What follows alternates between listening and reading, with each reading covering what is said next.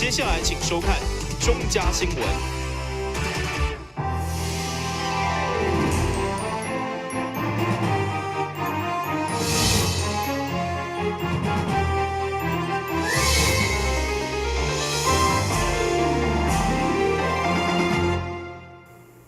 大家好，我是陈碧纯，欢迎收看4月12号礼拜四的中嘉台南地方新闻。咱先来关心议会定期大会。议员王嘉珍上午伫总质询指出，东区人口流失，就是凸显民进党执政，互民众失望的结果。另外，伊嘛针对前市长赖清德答应要伫原来小巨蛋的预定地起科学博物馆，到底敢阁会跳票要求市府爱表态？议员王嘉珍以台南升格地协市以后，东区的人口数一直无度突破18万，甚至人口流失6000多位。会中除了考试过去人文东区幸福宜居的口号，根本是空笑梦，用来替东区人讨公道。民进党执政赖清德，大家一口一声吹捧的赖皇赖神执政，我们东区不是叫做适合的宜居，我们都移到外面去居了。对于我们东区的民意代表来讲，减席次那是另外一回事。可是我们看到东区目前的状况，情何以堪？整个人口少子化，我想这个是台湾所面临的一个整体的问题。我们要努力啊，当然是面临这个问题啊。6都里面哈，其实台南我们还算是人口有成长的，我们总人口从合并前跟现在有增加了大概将近8000多人。那相对于台北市跟高雄市，其实是人口减少。哦，所以说网络上说啊，台南是6都里面最应该被摒除在外，我觉得这个是不公平的啦。议员进一步高分配讲，虽然原本3天前市府答应要伫东区南台辅导新设立小巨蛋跳票，居民拢坐当无奈，一直到现在坑咧拍远。不过前市长赖清德离开台南进前，佮答应者要做会当有野餐环境的科学博物馆。议员烦恼这敢是个白菜，强烈要求市府表态。说好的草原野餐，说好的虚拟实境科博馆，到目前怎么了？市长是跟我们讲哦，他离开台南的时候，他会做好规划哦，他会把那个土地完全的，我们地方政府可以全权做处理哦。这个去年5月的时候，他是如此这般信誓旦旦的，让我们东区人燃起了一点点希望。市长，我在你的施政报告里没有看到这一块。目前正在做一个整体的规划。什么意思？那什么叫整体的规划？就是包括园区哈，包括这个体验馆等等，我们现在有教育局在做一个规划案。教育局你有做吗？目前呢，小巨蛋的这个地区呢，我们今年呢有一个1500万的经费哦，由公务局这边呢先来做这个场地的整理跟景观的施作。那另外呢，我们也用专案的方式哦，在进行先期规划哈。诚如刚才市长所说的啊，包括呢这个体感园区。议员上午质询嘛，特别伫所有官员座位拢插上国旗，得要求市府买落实量化推动小组机制，向对方说出善意，不是只有甲日本交流。电视新闻管及林根采访报道。迎接高龄化的社会，政府推动长照2.0，所需要的照顾服务员，各县市除了普遍出现人力的缺口，加上工作量大、薪水阁低，已经捞袂掉受训以后的人力。所以，议员董平娥嘛特别针对咱台南的情形进行总检讨。政府推动长照2.0计划，在县市拢面临照顾服务员因为劳动环境、薪水的条件等关系，造成人力不足的困境。对此，议员董平娥嘛进一步烦恼咱台南捞袂掉已经培训的人力，就是因为薪水上低，要求社局重视。宁愿另外找工作，也不愿意留在这个长照的这个市场。为什么？本席认为说，这个就是因为工作内容繁重，然后薪资却低，他等于是24小时都要照顾的人。所以本席的重点不在人数，而是在薪水。是我们的照服员其实缺的比例也是最低的，但是一定要跟议做报告，就是说我们在上个月3月份我们统计了我们的平均每个照服员都有达到3万2以上，不管是月薪或时薪，这个都是有的。局长，那至于4万以上也有一些单位流动率高不高？流动率高不高？目前的流动率其实是有改善的。但是照顾服务员的薪水争议不断，不过根据中央新办的长照机会制度，只要服务机构做得服务愈多，照服务员的收入就愈高，薪水嘛当起到4万块。不过到底如何补足人力的需求，留调人力已经不止台湾问题，更是全台湾的共同难题。但新闻管制林根采访报道。南区因为机场甲南山公墓长期以来拢无啥发展，议员李文正伫个总质询就强调，南区要起飞，一定要善用海华山的天然优势，营造清水休闲的环境。你毋是囤济肉粽角，或者是起船厝等等硬体来破坏环境。为了南区的发展，议员李文正表示，除了交通等硬体开发、甲社区的规划再造以外，上界重要就是一定要维护南区的自然海华山，来发挥天然景观的本钱，有清水休闲的卖点，才当互南区起飞。临时起硬体帮你食网，甚至是破坏天然环境。今仔个硬体，佮互你安那佮较建设，佮较起的时阵，有那无法度啦。哦，我举一个上简单的例嘛，你讲即只船坞嘛，即只船坞，哦，咱搁再开钱去甲征收。第一点就是讲，若生理人有钱人趁的时阵，搁1亿2亿我嘛敢开啊，哦，那得搁你政府来开。第二点就是讲，像即个船坞，哦，即个一个硬体建设，实在讲啊，这真值得争议啦，哦，无建造呢，无私教呢。你甲起伫海线边仔呢？你甲起伫海中呢？吼，你毋定破坏自然的景观呢？吼，你嘛去破坏即个整个的即个自然的即个海线呢？船坞的部分，即马已经咱取得合法的即个使用执照，嘛已经委托，已经委托迄个承商吼来做经营，即马伊当咧开始准备内部的一些装修跟经营，所以相信。咱这个船坞的部分啊，但是细节我也是请管理局局长来你报告哈。船坞应该很快就会有带来活化。其实咱即马海华线边啊，假日观光人潮也不少啦。依照黄金海华现况，保护海华线同时互准务合法进行整修活化，拢是同步进行。市府表示，就希望以安全为前提来发展观光吸引游客，互南区地带816线开通以后，带动整体发展。但新闻管制林根采访报道。台南第2官方语言办公室伫日前取得英语能力鉴定的赞助以后，12号上午佮公布另外一个好消息，就是国内知名英语线顶学习平台将要免费赞助2000位台南在地企业的员工，一档的英语学习资源，价值大约7个600万。VoiceTube 是这几年上红的线上英语学习。会员人数已经超过250万人，并伫2016年获 Facebook 选做年度最佳 App。该公司为支持带动英语作为第2官方语言的政策，提供2000个名额，予台南在地企业的员工1年份的英语学习资源。12号上午嘛正式公布这个好消息。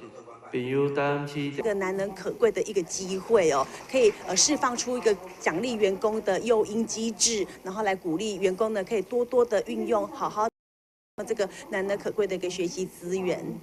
这次其实很荣幸，就是可以跟台南市政府合作，然后来提升在地中小企业的英语的实力。那我们一直认为说，台湾的经济引擎就是中小企业，所以我们非常荣幸义务在地企业加强国际竞争力，有效提升英语的能力，把台湾的商品推广到全世界。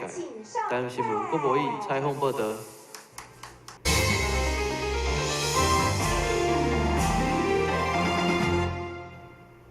人才成果相当优秀，学员结训的就业率高达70%，为感谢政府提供的训练以及工作媒合，德建职训中心结合校园做伙做公益，以免费打磨的服务，让民众自由乐观。最后将这笔善款捐给咱台南教育中心。假日的时候，让学生也可以把他的技能展现出来。那一方面也去做一些公益。那另外我也跟大家做宣布，就是说，我们德建刚好在西门路上因为我们现在那边假日都很多人从礼拜五、礼拜六，其实假日都蛮多人的。那我们现在已经准备在我们的门口设一个这个牌子，叫做职训公益德建手机贴膜坊，免费的贴膜坊。让所有路过的人，如果他想要免费贴膜，他就可以直接来找我们服务。那我们小红会把这些善款一样会捐赠给这些慈善团体。有形的一个捐款物资啦，或者是善款来捐赠给我们中心。那当然也有给我们一个只字片语的鼓励，都有许许多多。那就诚如说，我们劳动部还有我们职训中心这边，然后再还有陈总带领一下，把我们要就职的劳工训练的一个新的技能，新的技能之后呢，我相信劳工的本身其实是很开心的，因为我知道那个就业率是7成8成这么的稳定，我相信那个是对家庭的一个照顾力更稳定。德建职训中心今年也将成立德建手机健检工坊，让校园会当为民众服务，并将民众回馈的善款捐赠给咱台南教育中心。除了会当让学员了解市场运作，同时嘛会将所得捐赠给社会弱势团体，达到回馈社会的目的。台南新闻张伟忠采访报道。夏都酒店集团看好国内亲子旅游市场，选定台南安平，打造全新品牌夏都成旅，12号正式开幕。同时对外宣告，将积极整合在地旅游资源，希望会当为富城观光注入活水。夏都成旅伫4月12号举行盛大的开幕典礼，活动中邀请到副市长钟正元、新议长李全教以及侪贵宾做伙剪彩，希望饭店伫正式营运了后，会当为台南的观光带来一番新的气象。恭喜我们夏都成旅安平馆开幕剪彩仪式圆满完成。夏都成旅安平馆，4月12今天开幕。那主要是有104间的房间，那主要采大坪数的方式去设计。那主要是主打亲子市场，因为我们9楼有一个亲子的，就是一个2层楼高的一个300平的一个亲子活动。那大概主要是南区大概唯一的就是一个这么大的亲子市场。那主要会到台南来做，就是南区来做新的饭店就是建案的话，主要是因为我们集团的董事长是台南人，那他也是以就为此的，就是说，因为他是台南人，要回馈乡亲，而且南区是还没有星级旅馆的产生，所以他的心愿就是回到台南来做一个星级饭店，一个区域饭店的一个设立这样。夏都成旅历经3冬的时间，投资10亿，依照4星级的规格来打造。目前有104间的客房以及亲子游乐区，另外也有自助餐以及宴会厅的服务，整体规划非常齐全。相信不管是商务客也是亲子旅游，拢会当满足需求。台南新闻张伟忠采访报道。基美病医表示，一位28岁车祸植物人已经倒伫眠床半冬，后来转到因家开刀，同时接受高压氧的治疗以后，最后竟然精神出现奇迹，而且佫慢慢会当振动甲讲话，互厝内人拢真欢喜感动。透过报道做回来看卖。根据研究发现，高压氧治疗会当帮助脑部血流的重建，也会当促进脑神经的修复。对到脑中风、脑外伤、毒水等，拢有真好治疗效果。基美病院最近一项病例，一位28岁患者因为车祸，脑部受损真严重，倒咧病床已经半冬，被其他病院宣布是植物人。后来转院来到基美病院接受脑部开刀，并搭配高压氧的治疗，即马已经醒过来，而且慢慢恢复动作以及讲话的能力。互患者的老爸非常感谢奇美病院的再造之恩。大概之前1、2个礼拜没有这么进展，后来慢慢的变化不一样，让他手可以动，然后慢慢治疗，反正越治疗越久他变化就不一样。到现在他的恢复记忆力已经知道了，手也可以动，所以我在这里感谢牛博士以及林教授对我儿子的那个再生，如同再生父母一样，把他教导这样。高压氧，用在我们脑伤的病人，不管是急性的，就像脑中风，那这要早期的治疗。那像这个慢性的病呢，我们也发现到它有，像这个已经被判定为脑死的病人，也有很多这个进步。那我们除了我们在临床的治疗以外，我们这个团队，我们这个医疗的团队呢，同时有我们林茂春林教授，和我们在这个研究的团队，我们在动物实验，在很多的实验里面，我们也发现到，高压氧，可以帮助脑神经的很多的这个我们叫做生长的因子，包括了脑部的生长因子，包括脑神经其他部分的生长因子，它都可以增加。奇美病院高压氧科多年来配合神经内外科、中医、复健科等，积极推动脑外伤中风的治疗，让脑伤的患者有更较侪机会恢复健康，并且也将高压氧治疗的研究发表伫咧国际医疗期刊上，希望会当加惠更较侪人。台南新闻张伟忠采访报道。有一寡病人因为吞物件困难，所以爱插鼻胃管。不过医生指出，若是长时间拢爱一直插鼻胃管，除了身体因素以外，嘛真有可能是心理的因素。做伙来听看卫生福利部台南病院的医生安怎讲。现在国外医药政策拢走向减少插管，但是咱台湾有侪患者选择插管。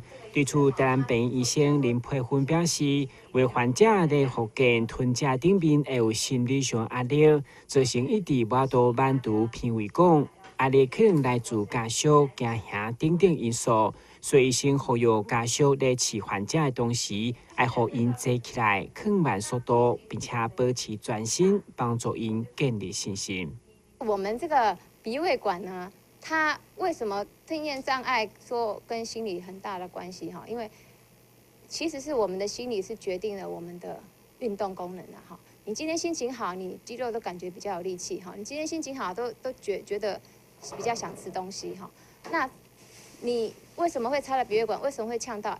有很大一部分哈，在我的经验里面是因为害怕，好害怕呛到，害怕就是吃不够会怎样，害怕都是害怕哈。这些害怕的心理其实已经是根深蒂固在我们台湾人的心里哈，很多事情是没有办法很轻松的面对哈。我有一句话常常就是我的患者，我常常就会讲一句话哈，是说他们如果有很担心很多事情的时候，我都用一句话说：大事化小，小事化无。真的是，如果他一直相信大事化小，小事化无，他就很容易鼻胃管可以拔除。哦，不是说每个人都可以啦，就是有条件的人，他本来是因为害怕而拔不掉的，这实在是比例很高。医生嘛强调，插管也是镇定剂使用等等的决策，会受到看护、家属、护理、甲环境每一个层面的压力甲影响，所以需要良好的医病沟通，只有正确的政策选择甲友善的支持环境，才当改善。等新闻郭博义采访报道。新闻最后赶快来关心气象。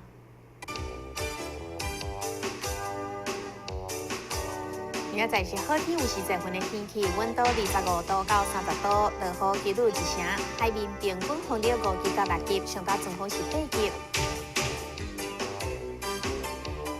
感谢你收看4月12号的中嘉台南电视新闻，我是陈碧纯，咱再会。